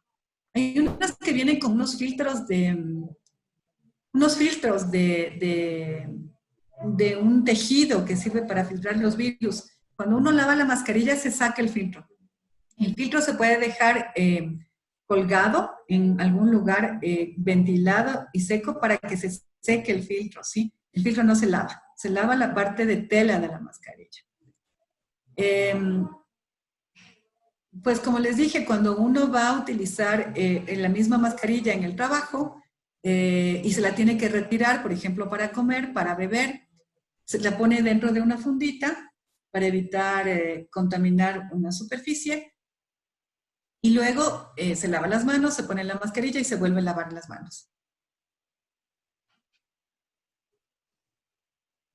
Si uno no tiene chance de lavarse las manos para ponerse o quitarse la mascarilla, lo que tiene que utilizar es un gel desinfectante y sanitizarse bien luego de haber tocado la superficie de la mascarilla. Es importante para las mujeres no utilizar maquillaje y para aquellas personas también que utilizan algún tipo de crema, por ejemplo, bloqueador solar, por favor no se pongan bloqueador solar inmediatamente antes de colocarse la mascarilla, no se pongan base, ni ninguna sustancia que sea grasosa y que pueda dañar la superficie de la mascarilla. Porque se satura no solamente le mancha, sino que le satura el tejido de la mascarilla y evita que funcione como tiene que funcionar. Entonces, evitemos, por favor, el uso de maquillaje o el uso de sustancias grasas inmediatamente antes de ponerse la mascarilla para que no se dañe. Los hombres tienen que estar bien afeitados. Yo sé que está de moda la barba y se les ve guapísimos con barba y bigote, pero la verdad es que es terrible, peor en esta pandemia, porque la barba y el bigote, primero que acumulan sudor, acumulan bacterias y por supuesto acumulan virus. Y además de eso, no deja que la mascarilla se pegue bien a la cara. Entonces van a haber espacios que no quedan cubiertos por la mascarilla y ustedes se van a contagiar y contagian a las demás personas. Entonces, la verdad es que lo peor que existe ahorita en la moda es utilizar barba, ¿no? Las mujeres yo les recomiendo utilizar el pelo recogido porque si no, la puesta y la sacada de la mascarilla se vuelve un verdadero problema. Ya volveremos a la normalidad algún rato en el que podemos utilizar el cabello suelto y la barba y el bigote y maquillarnos y ponernos todos guapísimos, pero realmente en una pandemia lo que más nos tiene que preocupar es la seguridad. Entonces el cabello bien recogido, las uñas cortas, sin esmalte, porque cuando se descascara el esmalte de las uñas, en ese espacio entre el esmalte y la uña se acumulan virus y bacterias. El uso de joyas lo menos posible. justamente por eso, porque debajo de los anillos, debajo de las pulseras, debajo de los relojes, cuando uno se lava las manos se queda las bacterias y los virus. Entonces, por ahora lo que nosotros tenemos que pensar es cómo protegernos. Cuando nosotros utilizamos ropas muy complicadas también, y eso obviamente ustedes son reporteros y van a salir en televisión, pero no utilicen ropa muy complicada de lavar, porque la ropa que ustedes utilizan después de trabajar tiene que ir directamente a lavarse con agua y jabón. Si uno utiliza ternos o utiliza algún tipo de vestido que necesita lavarse con tratamiento químico, pues van a tenerlo que hacer, o sea, no van a poder utilizar esa ropa nuevamente, van a tener que mandarla a lavar y el lavado tiene que ser muy frecuente, ¿no? Entonces yo la verdad recomiendo que por cuestiones de la pandemia uno sea lo más sencillo posible para utilizar accesorios, para utilizar ropa, evitar llevar carteras muy grandes que va a rozarse con todo el mundo. Lo más simple y lo más sencillo que uno pueda descontaminar, que uno pueda limpiar, que no se va a dañar porque utilizo una solución de cloro o una solución de alcohol al limpiar los objetos de uso diario. Cámbiese la mascarilla cada vez que está húmeda. O sea, si uno habla mucho, de ley, la mascarilla se va a humedecer. Pues por favor, si usted siente que su mascarilla está húmeda, pues cámbiela. Igual cuando uno trabaja en climas húmedos, lo más probable es que si sale al medio ambiente se va a humedecer y el momento que uno utiliza una mascarilla húmeda, pues ya deja de tener suficiente eficacia. Mantenga distancia social de al menos 1 metro, incluso con mascarilla, ¿sí? Y yo quiero compartir con ustedes lo que es el lavado de manos, que es extremadamente importante, el método de lavarse las manos. Yo me he dado cuenta y voy a compartir esta infidencia con ustedes. Desde que hay la pandemia en mi casa, las toallas terminan la semana nítidas. Antes yo saqué, tengo toallas blancas, de esas toallas blancas salían cafés al final de la semana. Pues después de la pandemia, y porque nos estamos lavando las manos bien, salen limpias las toallas al final de la semana. Y es porque tenemos un buen método para el lavado de manos, ¿sí? Les comparto este pequeño video.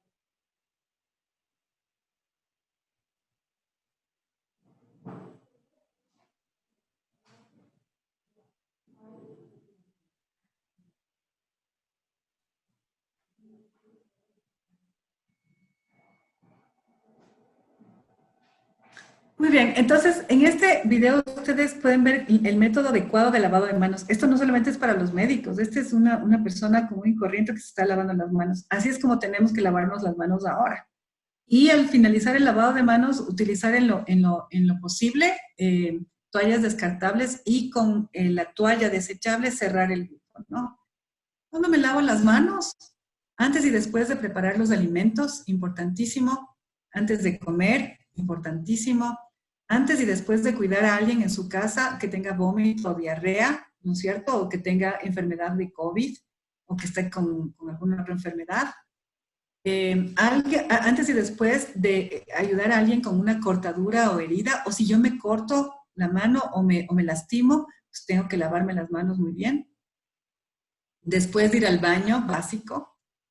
Después de cambiar pañales o limpiar a un niño que haya ido al baño. después de sonarse la nariz, toser o estornudar, después de tocar un animal o un alimento para animales o excrementos de animales, después de manipular alimentos o golosinas para mascotas, después de tocar la basura o cualquier objeto que puede ser que haya tocado a otra persona, como manijas para abrir las puertas, llaves, monedas, dinero, el momento que pago en la farmacia, el momento que pago en el supermercado. Cualquier cosa que haya tocado a otra persona implica que yo me tengo que lavar las manos o hacer higiene de manos. En este video, donde están los pasos para lavarse las manos, ese es los mismos movimientos que uno tiene que realizar para colocarse el alcohol gel. Entonces, yo sí también les animo para que en los baños de sus oficinas tengan un cartelito con estos pasos de cómo lavarse las manos. Son los mismos, además sin agua, son los mismos pasos que uno va a utilizar para colocarse el gel desinfectante en las manos, ¿sí? ¿Qué pasa si yo tengo un paciente con COVID en mi casa? Lo adecuado es que yo tenga una vajilla separada para esa persona, cubiertos, platos, vasos separados. Si es que es posible, el baño separado, y ese baño tiene que ser limpiado con cloro, todas las superficies, tanto dentro del servicio higiénico, los lavabos, el piso, ¿no es cierto? Los espejos tienen que estar bien limpias las superficies. Las sábanas tienen que cambiarse con frecuencia, por lo menos una vez a la semana, y lavadas en agua caliente. La persona que tenga el cuidado del enfermo tiene que utilizar todo el tiempo mascarilla cuando esté en contacto con el enfermo. Si es que es posible, guantes de esos de caucho que utilizamos para limpiar lavar los platos, utilizarlas para retirar la ropa de cama, para retirar la basura, para retirar la ropa del enfermo. Esos guantes tienen que igual ser lavados con el mismo método que les acabo de enseñar para el lavado de manos. Las superficies pueden ser, ya les digo, limpiadas con un trapo con alcohol, con un trapo desechable con alcohol. Es preferible no guardar esos trapitos, o con una solución de cloro en agua al 5%. Los pisos pueden ser limpiados con una solución de cloro al 10%. La persona que esté enferma dentro de casa tiene que utilizar mascarillas quirúrgicas, ¿sí? Para evitar contagiar a las otras personas. Si es que hay más de 2 personas, de una persona contagiada dentro de la misma casa, todos tienen que utilizar mascarillas quirúrgicas mientras estén juntos. Y comer distanciados. O sea, el uno come en un lado de la casa o de la cocina o del comedor, y mantener esas áreas bien ventiladas. Yo también les puedo pasar un documento más detallado sobre el cuidado de las personas con COVID en casa, que es bastante importante, ¿sí? Que sacó la Organización Mundial de la Salud. ¿Cuáles son las medidas de seguridad específicas para ustedes como periodistas? Primero, el lavado frecuente de manos, ¿sí? Limpieza frecuente de los micrófonos con los trapitos estos que les digo con alcohol. La limpieza de los teclados, de los celulares. No es necesario lavar el celular, con esta solución de alcohol basta. Los esferográficos, las superficies de trabajo, las sillas en las que ustedes se sientan, los escritorios, todo lo que vayan a tener contacto con las manos, ¿sí? Se tiene que evitar el uso de los micrófonos de esos que tienen con clip, porque el contacto físico cercano a sus vías respiratorias les puede contagiar. Tienen que utilizar constantemente las mascarillas, mantener distancia social. Eviten poner los objetos en el suelo. Al menos en los lugares donde ustedes saben que están contaminados, por ejemplo, en los hospitales, en los lugares donde hay mucha gente, eviten poner los objetos, las maletas, las cámaras directamente en el suelo. Si es que es algún objeto muy pesado y ustedes le van a tener que poner en el suelo, ustedes tienen que ser conscientes que eso luego tiene que ser bien limpio y desinfectando con paños desechables, ya sea con una solución de cloro, o si se daña con el cloro, con una solución con alcohol, ¿no? Con estos paños de alcohol que les indico. Ustedes regresen a la casa, sáquense toda la ropa. Por eso es que la ropa tiene que ser lo menos complicada posible. Tienen que entrar directamente a un lugar donde ustedes sepan que no van a estar en contacto con los otros miembros de su familia. Sáquense la ropa sin tocarse la cara, sin que roce la cara. Es preferible utilizar ropa que tenga botones para poder sacarse sin rozar sus vías respiratorias, ojos, nariz y boca. Pongan eso dentro de un tarro de ropa sucia o métanlo directamente dentro de la lavadora, ¿sí? Lave su ropa con detergente común, si es que es posible, con agua caliente. Y si es que es posible, utilice secadora, que es mejor, ¿no? Lo que quede de restos de virus luego del lavado, pues dentro de la secadora con el calor se morirá. Utilice un par de zapatos para salir a la calle y esos zapatos se tienen que quedar fuera de la casa. No entren a sus casas con esos zapatos. Esas alfombras que tienen desinfectantes no sirven porque nadie va a estar desinfectando ni limpiando esas alfombras a cada rato.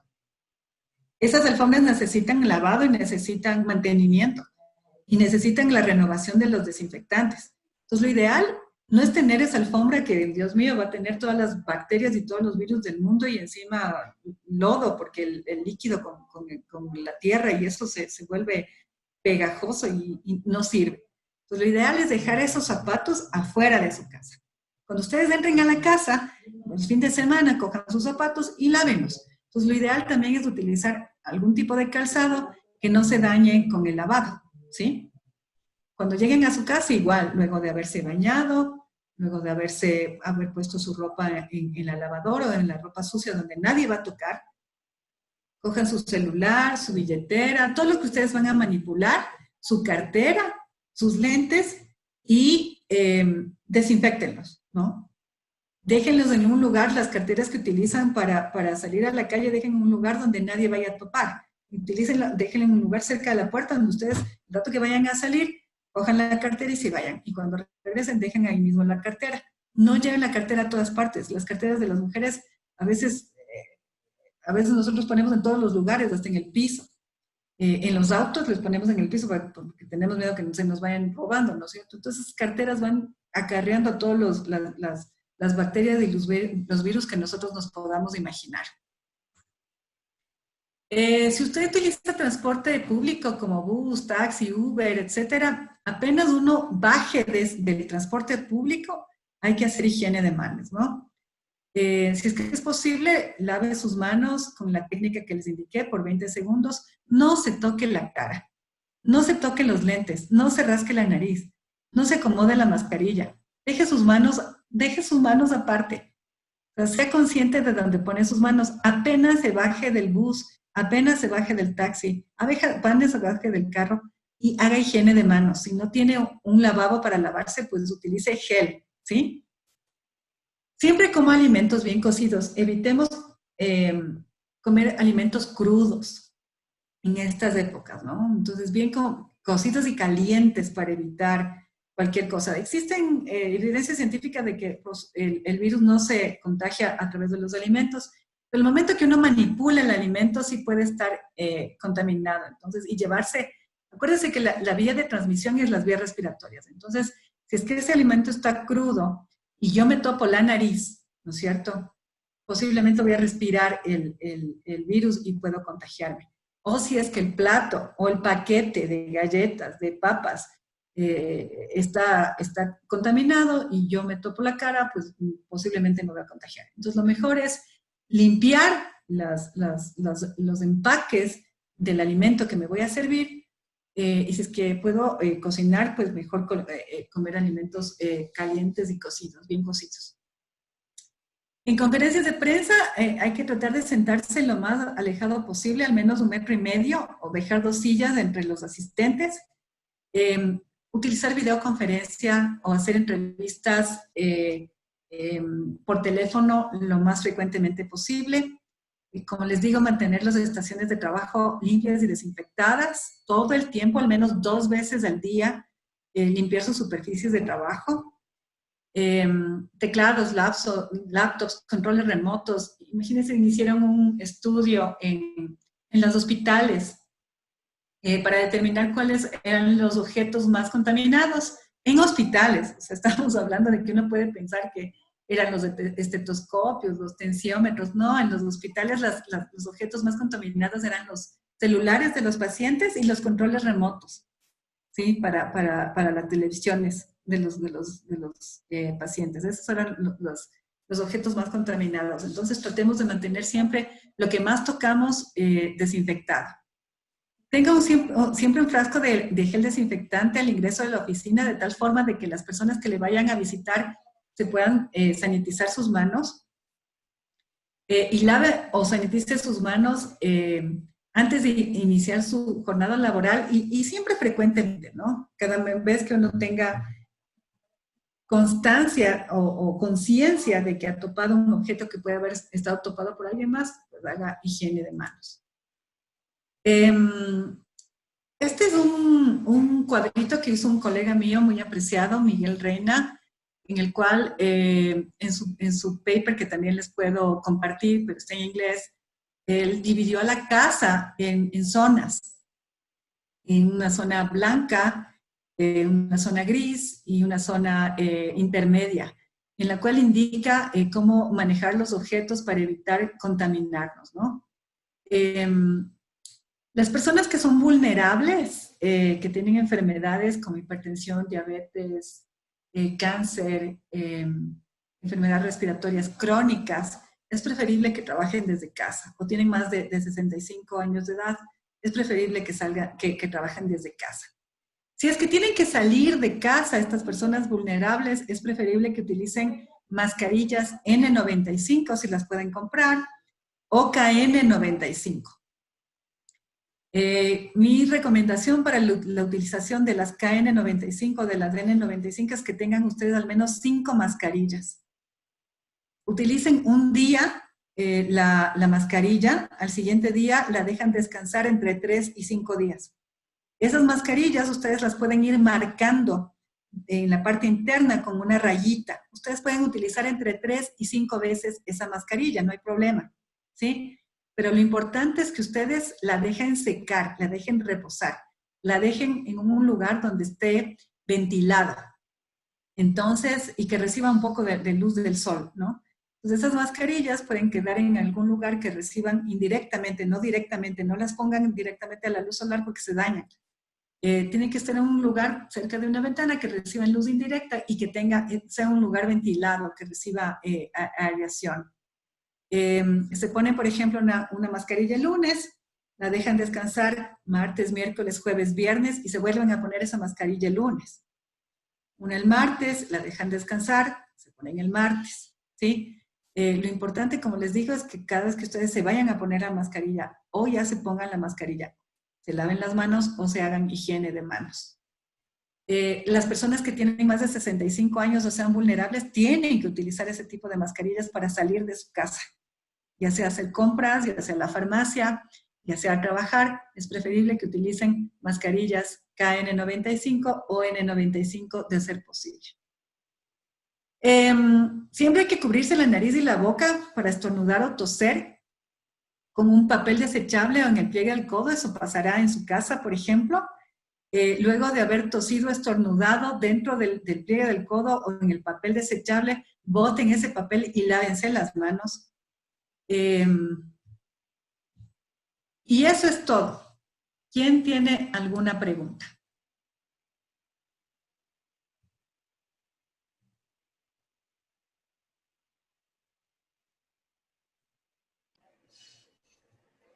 ¿Tienen alguna pregunta?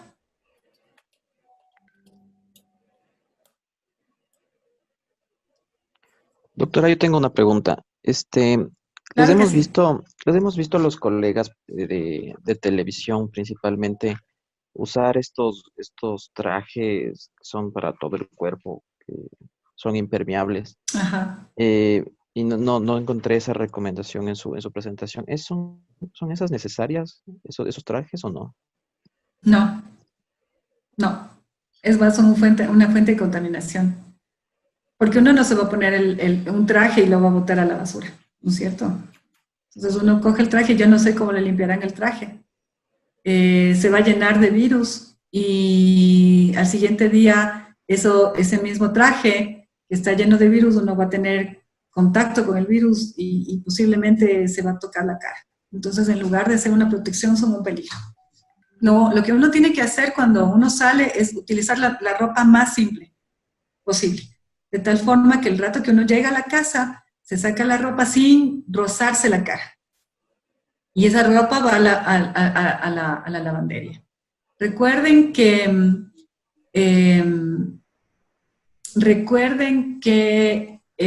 los virus tienen una vida, dependiendo de la superficie, viven cierto tiempo en las superficies, ¿no? En el plástico pueden vivir días, 24 horas, hasta 3 días. En superficies de acero inoxidable y no poderosas pueden vivir 9 días. Dentro de la refrigeradora, un virus puede vivir dentro de la refrigeradora hasta 14 días. Por eso es importante limpiar los paquetes antes de que metan dentro de la refri. En superficies porosas, en textiles, duran posiblemente 24 horas, no duran más. Entonces, en una tela es más fácil que el virus se absorba, se seque la saliva, las gotículas y el virus se muera a las 24 horas. Pero estos trajes que uno utiliza son impermeables, son medios como plástico. Entonces, el virus va a durar ahí más tiempo. Entonces, la verdad es que no son adecuados. Esta chica está intensa. Me acaba de llamar que tiene un comprador de 8.500. Doctora, María Cristina Jardín quiere intervenir. Sí. María Sí, Cristina. Más bien, Pau, perdón. Sí, buenos días. Hola, buenos días. ¿Me escuchan? ¿Aló? Sí, ¿Me escuchan? Sí, escuchamos. Sí, te escuchamos. Ya, ok. Sí, bueno, mi pregunta era que en varias oficinas, obviamente, hay los sistemas de aireación, estos internos, donde supuestamente se recicla el aire, ¿no? Y entonces no hay esta posibilidad de abrir ventanas y mucho menos. ¿Hasta qué punto puede ser riesgoso estar dentro de estos espacios donde realmente, para mí ahí se quedan las partículas de todos estos virus, ¿no? No sé si es así o podemos realmente tener confianza. Sí, es así. Uh-huh. No, sí es así, es justamente lo que les explicaba. Los ambientes cerrados en los que no tienen ventilación natural y utilizan estos sistemas de recirculación del aire son muy peligrosos. Entonces uno tiene que hablar con la persona encargada del mantenimiento del aire acondicionado porque ahí sí hay sistemas en los cuales el aire acondicionado saca la fuga del aire hacia el medio ambiente y no recircula el aire. Eso es lo adecuado en esta pandemia, que el aire acondicionado filtre el aire y lo bote hacia el... Sí. Claro, se relaciona también con esto de que vemos, sí, porque, entonces, siempre es ambiguo porque hay espacio, ahora se va a autorizar la apertura de cines y ciertos espacios como salas de teatro, en los que efectivamente, o sea, por un lado está el hecho de que la cultura necesita, porque está en una posición muy grave, y yo estoy vinculada al tema de cultura, pero por otro lado, o sea, ¿cuál es el riesgo también tan fuerte? Porque son espacios que no sabemos que la ventilación es exactamente, ajá, ok, listo. Es porque jamás se ve, por ejemplo, a los periodistas y hay una mea culpa que el periodista no hace este tipo de preguntas, o sea, nos estamos dejando llevar por el sistema, y creo que nos está faltando esa concientización social, porque somos líderes de opinión y por lo tanto, pues tenemos que, en lugar de defender ciertos intereses económicos, también plantear cuál es la verdadera situación de salud y de salud pública que finalmente cuesta tan caro y cuesta tantas vidas, ¿no? Sí, a mí me parece un excelente punto, es un excelente punto. Justamente me preocupa mucho lo de la apertura de los cines y los teatros, porque claro, el problema de la recirculación de aire es bien complicado, bien complicado. Nadie te asegura que se esté sacando el aire y expeliéndole al medio ambiente, ¿no es cierto? Sino lo más probable es que se esté recirculando. Y como les digo, existe ya pruebas, yo les puedo pasar papers, en el que indica que en hospitales de sistemas, que tienen sistemas de aire acondicionado, pero carísimos, ¿no? En los Estados Unidos, con filtros especiales para micropartículas y que tienen desinfección ultravioleta y ozonificación en el mismo filtro. Igual se han encontrado en muestras del aire en los pasillos donde no hay pacientes, cargas virales en cantidades que infectan a las personas. Entonces es muy riesgoso esto de los cines y de los teatros. Incluso ustedes pónganse a pensar, uno puede exigir que las personas utilicen mascarilla, ¿no es cierto?, dentro del cine y el teatro, pero y uno va a ver una película y quiere comerse un canguilito, ¿no es cierto?, quiere tomarse una cola, o quiere conversar con la persona con la que fue al cine.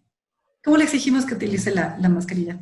Me parece que sí son escenarios muy riesgosos que deberían ser evaluados y ver incluso alternativas, ¿no? Cómo se puede hacer teatro al aire libre, o estos cines que uno iba en los autos como en la antigüedad. No sé, alguna cosa sí tiene que haber hasta pasar esta pandemia y empecemos a vacunar a la gente. ¿Alguna otra pregunta? Gracias, doctora. Sí, Danilo Villarruel nos tiene una pregunta, va a ser la última, dado que estamos ya al límite del tiempo y queremos también hacer un par de anuncios finales. Claro que sí. Danilo, por favor. Gracias, César, por la iniciativa. Felicito a Fundamedios, a Paolita, que la veo también a los tiempos. Un saludo desde Riobamba y desde Guaranda, desde los periodistas del centro del país. A Susi, nuestra compañera presidenta de FENAPE.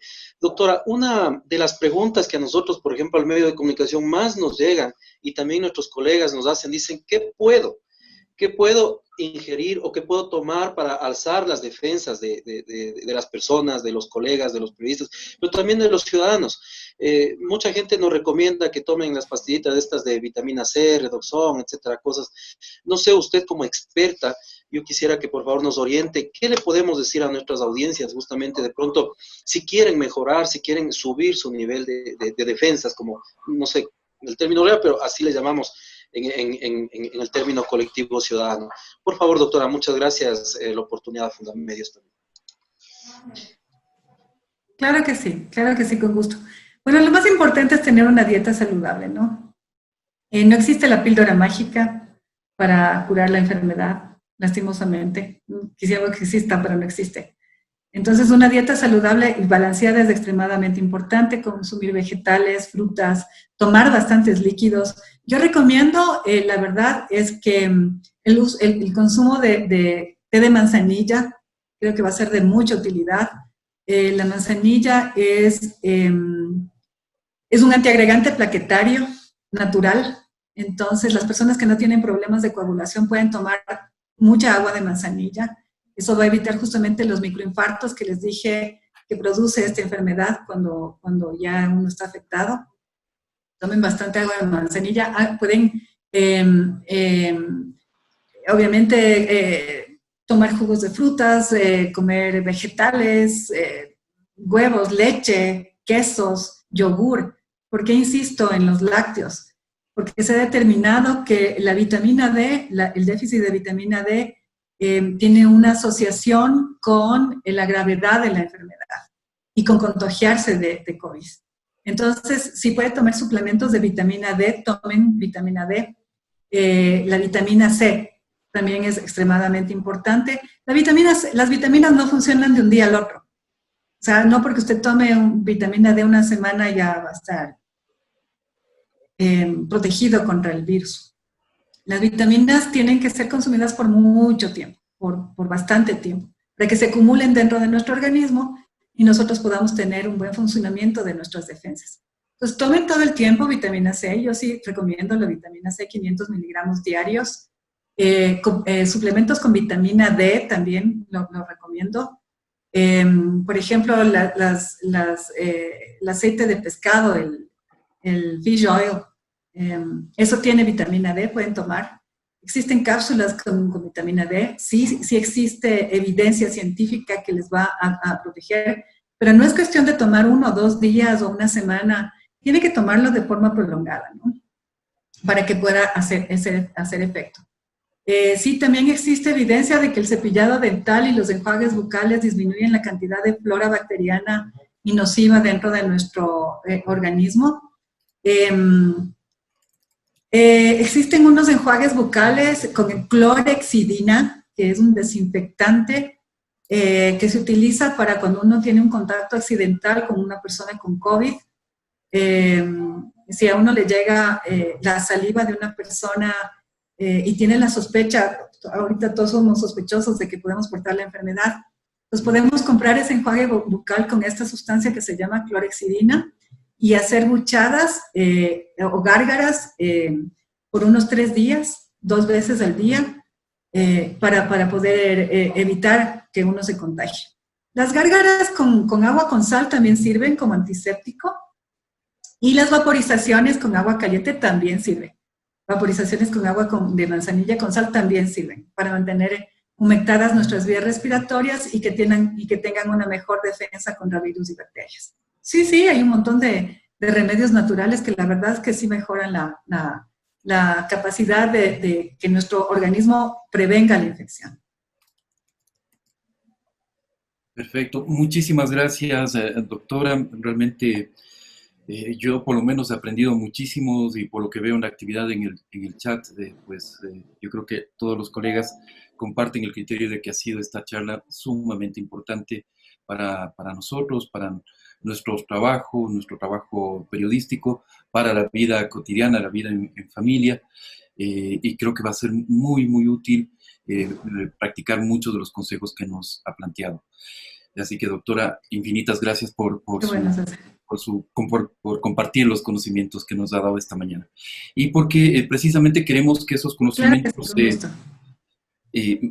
justamente por lo que queremos que estos conocimientos lleguen a más personas, vamos a poner el video de este webinar, lo vamos a subir a YouTube y vamos a programar un Facebook Live.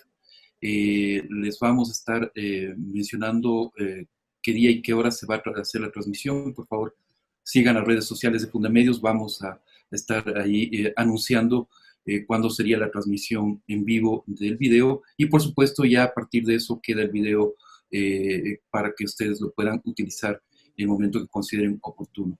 Entonces, esto quería anunciarles en primer lugar.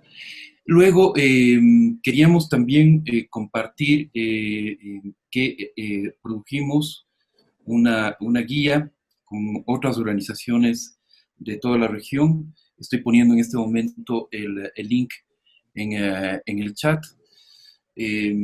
Una guía sobre justamente coberturas periodísticas en tiempo de pandemia. Nos hemos basado en las recomendaciones de la OMS, de la Organización Mundial de la Salud. UNESCO también ha sacado recomendaciones acerca del trabajo periodístico, de cómo se debe ejercitar en esta época, y hemos tratado de condensar los conocimientos científicos que se tienen hasta el momento y aplicados al trabajo periodístico. Entonces, esta guía obviamente es sujeta de actualizaciones, de irla perfeccionando, así que la ponemos a su consideración, la compartimos y, por supuesto, recibimos todos sus comentarios, críticas, consejos, observaciones para ir perfeccionando una guía que, como digo, está en permanente construcción. Así que no me queda más que agradecer al Consulado General de los Estados Unidos en la ciudad de Guayaquil, con quienes les mencionaba al principio de la charla. Fundamedios trabajó en el Tech Camp del 2019 con periodistas de toda la región, de toda la región andina, desde Venezuela hasta Bolivia, y que hemos seguido en contacto, en permanente actividad durante todo este tiempo, con la idea de conformar una comunidad de periodistas muy sólida. Me alegra muchísimo que hayamos podido llevar este ciclo de webinars. Vamos a tener un webinar final hacia la primera semana de septiembre. Pau, que tú me corriges si la fecha la tengo bien, es el 1 de septiembre. 4 de septiembre. 4 de septiembre, gracias. Soy fatal siempre con las fechas. Por suerte le tengo a la Pau ahí. 4 de septiembre, entonces quedan invitados. Va a acompañarnos un periodista muy prestigioso de los Estados Unidos, Jeff Jarvis, que va a estar hablando de los nuevos modelos de periodismo, de los nuevos modelos. Estamos en una situación de cambio radical de la industria periodística.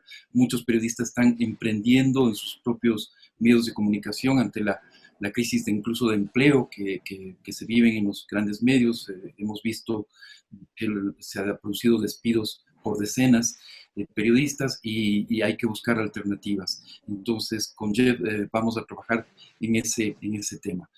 Así que agradecerle una vez más, doctora, por su gran participación, por su gran conocimiento, a todos ustedes, y por favor estén atentos a la transmisión por redes sociales de este webinar. Muchísimas gracias, un fuerte abrazo y nos vemos muy pronto.